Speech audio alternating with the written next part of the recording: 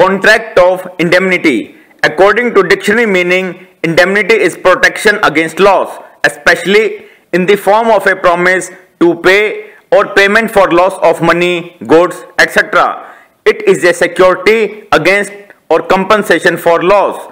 In a contract of indemnity, the person who promises to indemnity is known as indemnifier, and the person in whose favor such a promise is made is known as indemnified or indemnity holder. According to section 124 of the Indian Contract Act 1872, a contract of indemnity means a contract by which one party promises to save the other from loss caused to him by the conduct of the promiser himself or by conduct of any other person. This provision incorporates a contract where one party promises to save the other from loss which may be caused either by the conduct of the promiser himself or by the conduct of any other person.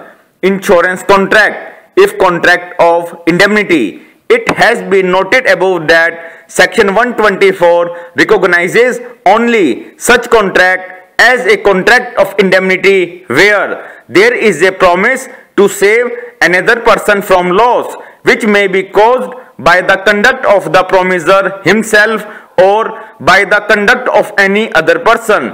It does not cover a promise to compensate for loss not arising due to human agency. Therefore, a contract of insurance is not covered by the definition of section 124. Thus, if under a contract of insurance an insurer promises to pay compensation in the event of loss by fire, such a contract does not come within the purview of section 124. Such contracts are valid contracts as being contingent contracts as defined in the section 31.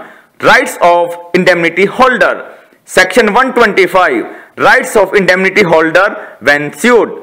The promise in a contract of indemnity acting within the scope of his authority is entitled to recover from the promiser all damages which he may be compelled to pay in any suit in respect of any matter to which the promise to indemnify applied, all costs which he may be compelled to pay in any such suit if, in bringing or defending it, he did not contravene the order of the promiser and acted as it would have been prudent for him to act in the absence of any contract of indemnity, or if the promiser authorized him to bring or defend the suit.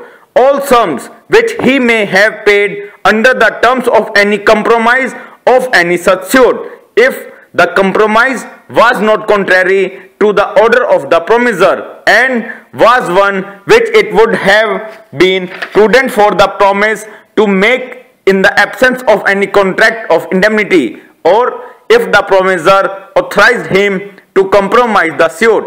Deepak Miglani, Advocate, President, Legal Point Foundation, LPF, www.legalpoint.in.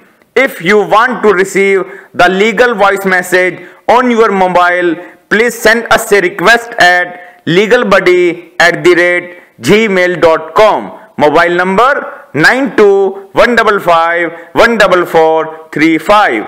Mobile number 9215514435. Thank you.